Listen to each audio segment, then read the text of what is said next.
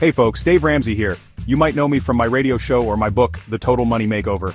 I spent a good part of my life digging out of debt, and let me tell you, it ain't pretty, but I learned a thing or two along the way, and that's why I'm here today. We're gonna walk through the 7 baby steps to financial freedom. It's the same plan we've taught millions, and it's based on common sense, discipline, and good old-fashioned hard work. No get-rich-quick schemes here, folks, just a proven path to winning with money. You ready to dump that debt, build wealth, and live a life of financial peace? Then buckle up, because we're about to dive in head first. We're gonna cover everything from building your emergency fund to getting that mortgage monkey off your back.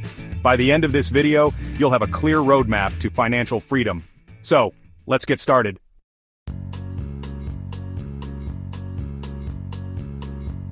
Alright folks, let's talk about emergencies. They happen to everyone, whether it's a busted water heater, a surprise medical bill, or your car deciding it's done with this whole driving thing. That's where your emergency fund comes in. Now, I'm not talking about a vacation fund or a new shoe fund. This is for real, honest-to-goodness emergencies. And the first step is to get a starter emergency fund of $1,000. This $1,000 is your first line of defense against debt. It keeps those unexpected expenses from derailing your entire financial plan. Trust me, having that money set aside will give you peace of mind like you wouldn't believe. So, how do you do it? Start by finding ways to cut back on your spending. Eat out less, cancel those subscriptions you don't use, and sell some stuff you don't need. Every little bit helps.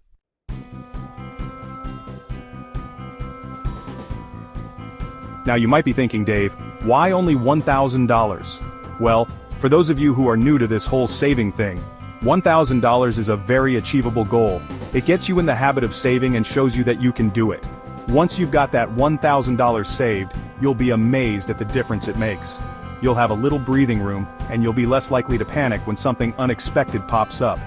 Remember, this is just the beginning. We're going to build on this foundation, but getting that first $1,000 saved is a huge step in the right direction. So, what are you waiting for? Start building your starter emergency fund today.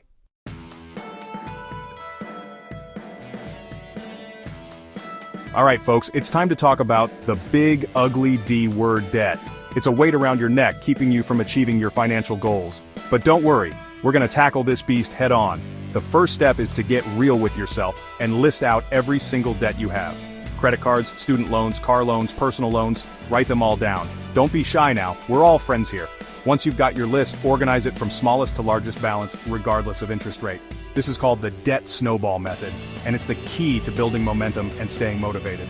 Now I know some financial gurus out there will tell you to pay off the highest interest rate debt first, but let me tell you, there's something incredibly powerful about knocking out those smaller debts quickly. It gives you a psychological win and keeps you moving forward.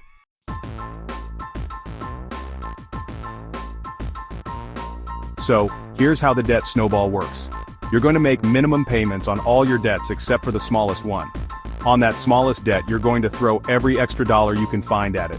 Cut back on expenses, pick up a side hustle, sell some stuff, do whatever it takes to get rid of that debt as quickly as possible. Once it's gone, you take the money you were paying on it and add it to the next smallest debt. As you pay off each debt, your snowball gets bigger and bigger, gaining momentum as it rolls down the hill. Before you know it, you'll be debt-free and well on your way to financial freedom. Remember, this is a marathon, not a sprint. There will be challenges along the way, but stay focused, stay disciplined, and don't give up. You can do this.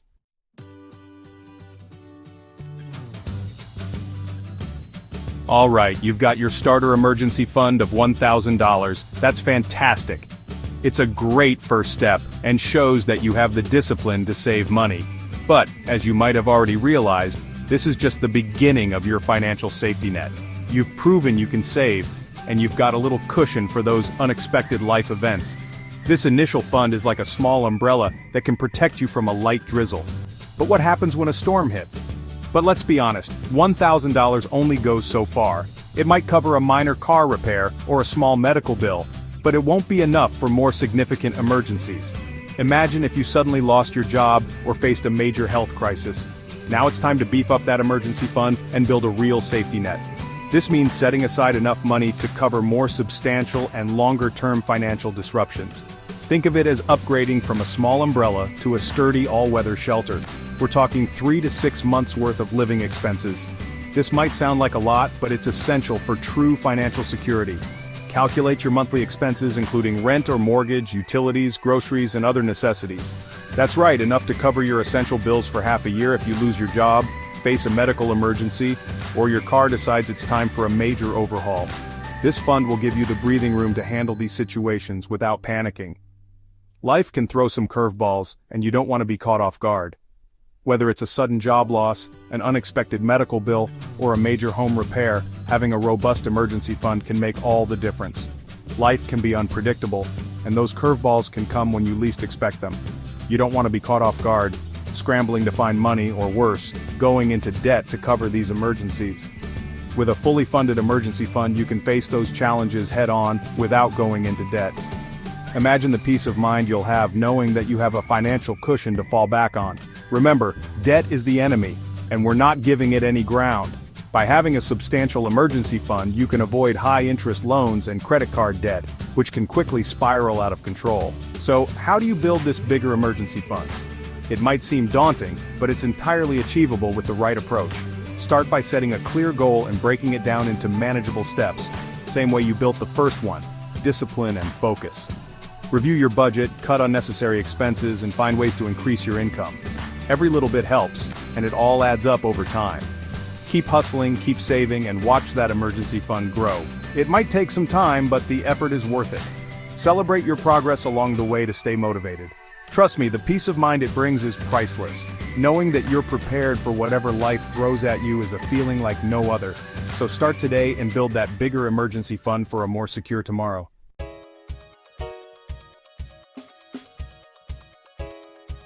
Now you might be thinking, Dave, 3 to 6 months of expenses, that sounds like a lot. And you know what? You're right. It is a significant chunk of change. But let's break it down a bit more. Imagine the peace of mind you'll have knowing that if something unexpected happens, like a job loss or a medical emergency, you won't be scrambling to make ends meet. It's about creating a buffer that allows you to handle life's curveballs without added stress. Think of it as a financial cushion, a safety net that catches you when you fall. This isn't just about surviving, it's about thriving even in tough times. When you have that cushion, you can make better decisions without the pressure of immediate financial strain. But it's all about finding that sweet spot for your situation. Everyone's financial landscape is different, and what works for one person might not work for another. It's crucial to assess your own needs and risks. For instance, if you're single and have a stable job, maybe 3 months is enough to give you that breathing room. But if you've got a family to support, or your income is a little less predictable, then shooting for 6 months is the way to go. If you're single and have a stable job, maybe 3 months is enough to give you that breathing room. But if you've got a family to support, or your income is a little less predictable, then shooting for 6 months is the way to go. It's about tailoring your financial strategy to fit your unique circumstances. For families, having that extra cushion can mean the difference between a minor inconvenience and a major crisis. And for freelancers or gig workers whose income can fluctuate, having a larger emergency fund can provide stability and peace of mind. Remember, this is about being prepared, not scared. We're not predicting disaster, but we are preparing for the unexpected. Life is full of surprises, and having a financial safety net can help you navigate those surprises with confidence. We're not predicting disaster, but we are preparing for the unexpected. It's about having that financial security blanket so you can sleep well at night, knowing you've got this handled. Imagine the relief of knowing that you have a plan in place, that you're ready for whatever comes your way. It's about having that financial security blanket so you can sleep well at night, knowing you've got this handled.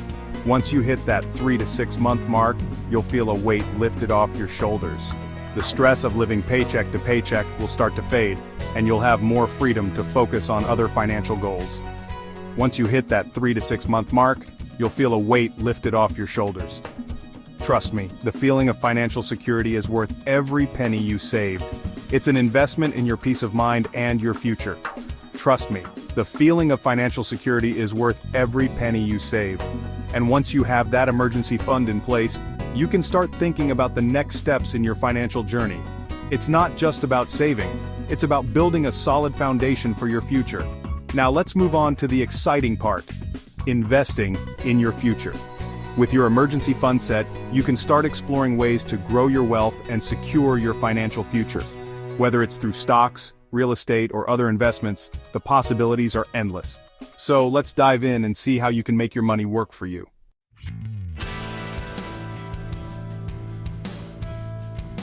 Alright folks, we've tackled the debt snowball, built our emergency fund, and now it's time to make our money work for us. That's right, it's time to invest. And no, you don't need to be a Wall Street whiz to do this. We're talking about good, old-fashioned, long-term investing.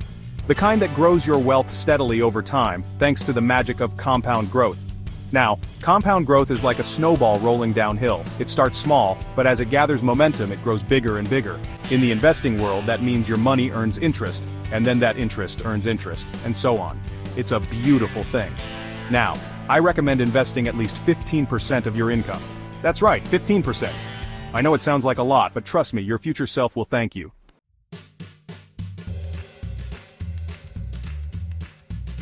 Now you might be wondering, Dave, where do I put this 15%?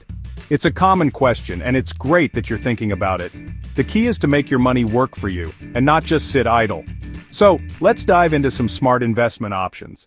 Well, I'm a big fan of low-cost index funds. These funds are designed to track the performance of a specific market index like the S&P 500. They offer a simple and effective way to invest in a broad range of companies without having to pick individual stocks. They're like a diversified basket of stocks, so you're not putting all your eggs in one basket. Diversification is crucial because it spreads your risk across different investments, reducing the impact of any single investment's poor performance. Think of it like this: instead of betting on one racehorse, you're betting on the entire Kentucky Derby.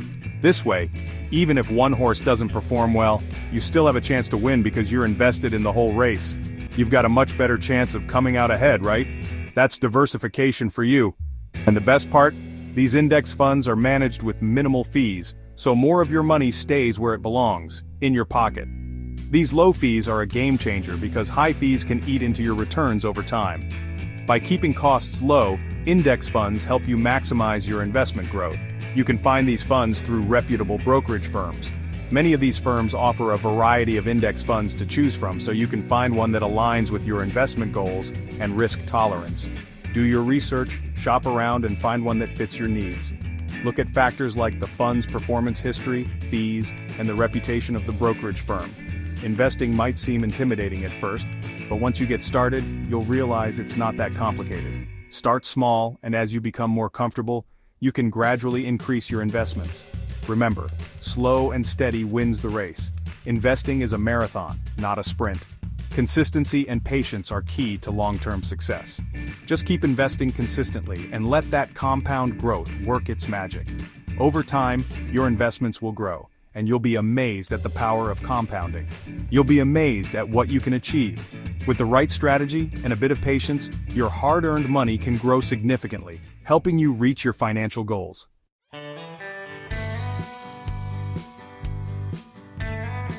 Now let's talk about something near and dear to my heart, your children's future.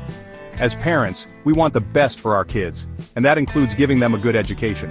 But let's be real, college ain't getting any cheaper. But don't panic. Just like we tackled debt and built our emergency fund, we can tackle college costs head-on. The key is to start early and be strategic. The earlier you start saving, the more time your money has to grow. Remember that compound growth we talked about? It's like a superpower when it comes to long-term savings goals like college. Now, I'm not saying you need to send your kids to the most expensive Ivy League school. There are plenty of affordable options out there. The important thing is to give them a fighting chance to pursue their dreams without being saddled with a mountain of debt.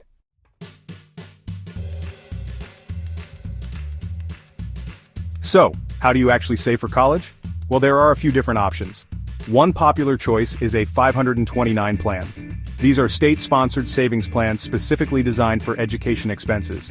They offer some nice tax advantages, and you can usually contribute directly from your paycheck, making it super easy to save consistently. Another option is an educational savings account, or ESA. These accounts also offer tax benefits, but they have lower contribution limits than 529 plans. Talk to a financial advisor to determine the best option for your family. Remember, every little bit counts. Even if you can only afford to save a small amount each month, do it. Consistency is key, and who knows, you might even inspire your kids to start saving for their own futures. Now that's what I call a win-win.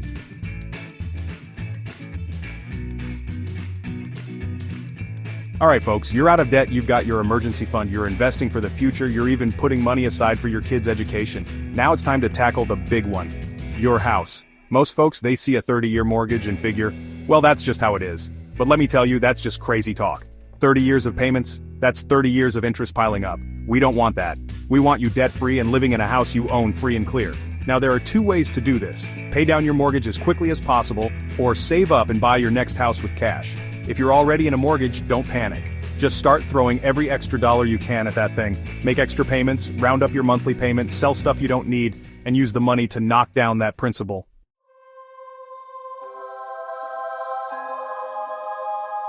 Now I know what some of you are thinking. Dave, I can't afford to make extra payments. But listen, you can't afford not to. Every dollar you put towards your mortgage is $1 less you're paying in interest. Plus, think of the peace of mind that comes with owning your home outright. No more mortgage payments, no more worrying about what happens if you lose your job. It's true financial freedom. Now, if you're looking to buy a house, think about this. Wouldn't it be amazing to pay for it in cash? No mortgage, no interest, just pure ownership. It might seem impossible, but trust me, it's doable. Start saving like crazy, downsize your lifestyle, and stay focused on your goal. You'll be surprised how quickly you can save up a down payment, or even the entire purchase price of your dream home.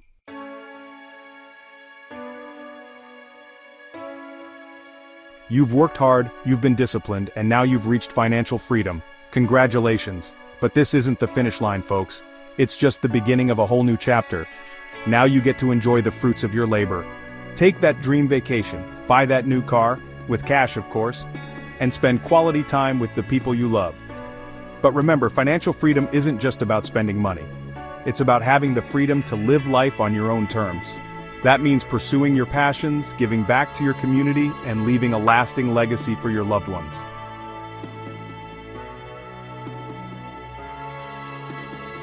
Now that you've got your financial house in order, it's time to start thinking about building wealth and leaving a legacy.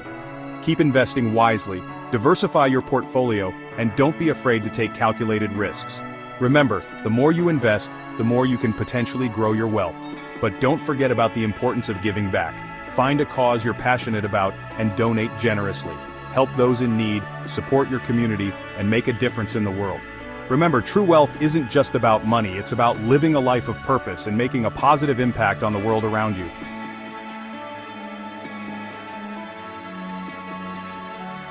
Well folks, there you have it, the 7 steps to financial freedom. It's a journey, no doubt, but it's one worth taking. Remember, financial freedom is not a pipe dream, it's a choice. Start today. Take control of your money, get out of debt, and start building a future you can be proud of. You've got this. And if you want to dive even deeper into the world of financial freedom, I highly recommend checking out my next video, where I'll be breaking down the key principles from the book, The Automatic Millionaire. Thanks for watching, and don't forget to subscribe for more tips and advice on how to live a life of financial peace.